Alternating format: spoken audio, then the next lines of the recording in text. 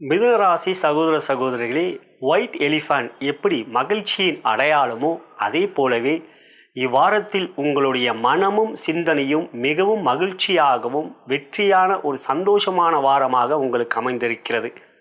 மனநலம் மற்றும் ஆரோக்கியம் இவ்வாரம் எவ்வாறு அமைந்திருக்கிறது என்று பார்க்கின்ற பொழுது, ராசியிலே குரு அமர்ந்திருந்தாலும் அவர் சொந்த நட்சத்திரத்தில் சஞ்சாரம் செய்வதும், சனியாகப்பட்டவரும் தன் சொந்த நட்சத்திரத்தில் சஞ்சாரம் செய்வதும் உங்களுக்கு இவ்வாரத்தில் எண்ணங்கள் தெளிவாகவும் எந்த ஒரு விஷயத்திலும் மனதில் அழுத்தம் எவையும் இல்லாதவாறு இருக்கும்.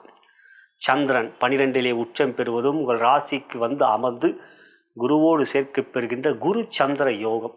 சுக்கிர பெயர்ச்சி 21ஆம் தேதி 2க்கு செல்கின்றார் சுக்கிரன்.